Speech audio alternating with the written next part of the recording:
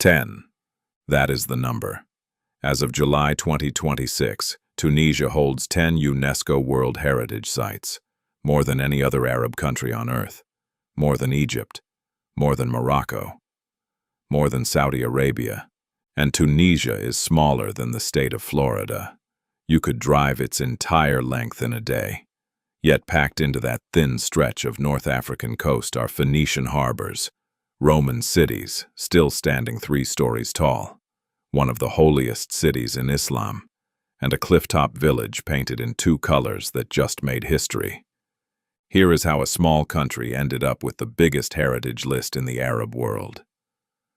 Tunisia signed the World Heritage Convention in 1975. 4 years later, UNESCO listed 3 Tunisian sites at once. Carthage came first. Founded in the 9th century before Christ, it became the capital of an empire that nearly broke Rome. Rome burned it, then rebuilt it as its own African capital. Today, you walk between Punic ports and Roman baths, layered on top of each other like pages in a book. Second, the Medina of Tunis. Under the Almohads and the Hafsids, this was one of the wealthiest cities in the Islamic world. More than 700 monuments survive inside its walls, and its covered souks still trade every single day. Third, the amphitheatre of El Jem. Built in the 3rd century, it seated 35,000 people. Not a ruin you squint at. A coliseum you can still climb.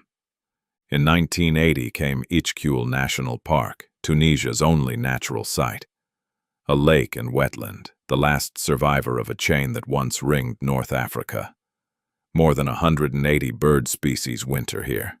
Dams nearly destroyed it, and UNESCO declared it in danger in 1996. Tunisia spent a decade fighting to save it. In 2006, it came off the danger list. Then Kerkouane in the mid-80s. Extraordinary for one reason. It is the only Phoenician city on earth that Rome never rebuilt. Abandoned around 250 before Christ and simply left. Its streets, its houses, even its bathtubs are pure Punic. 1988 brought 2 more. The Medina of Sousse, a major harbor under the Aghlabid dynasty, where a rebat, a fortified monastery for warrior monks, still guards the sea. And Kairouan, founded in the year 670, the oldest Arab Muslim city in the Maghreb, and often described as the 4th holiest city in Islam. The Great Mosque of Uqba set the template for mosques across North Africa and into Spain. Its minaret is the oldest still standing anywhere in the Muslim world.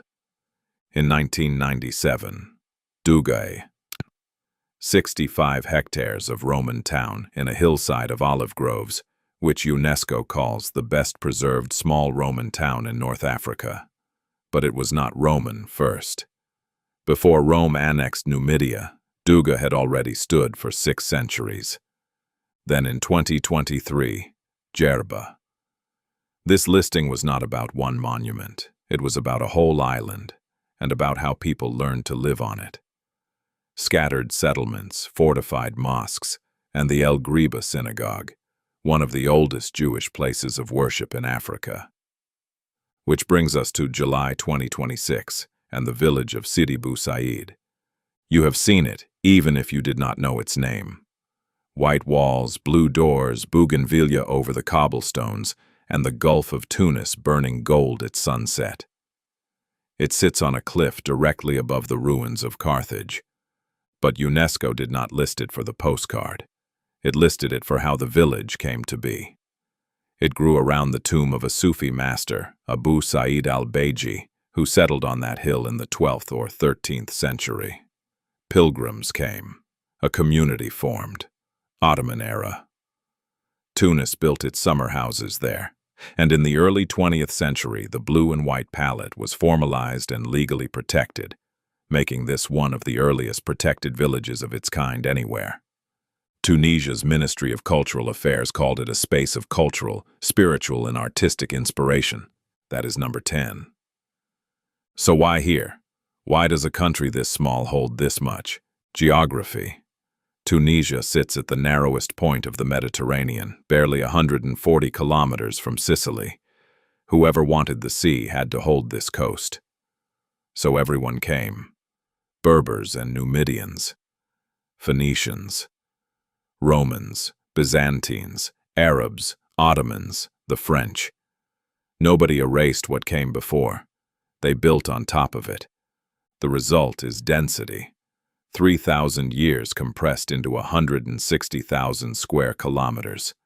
A Punic house in the morning, a Roman amphitheatre at noon, an Aghlabid mosque before dinner. And the gap is real. Morocco is second with 9. Saudi Arabia has 8. For years, Tunisia and Morocco were tied. In July 2026, that tie broke. 16 more Tunisian properties are still on the tentative list, waiting. This list is not finished. If you learned something today, subscribe. And tell me in the comments which of the 10 you would visit first.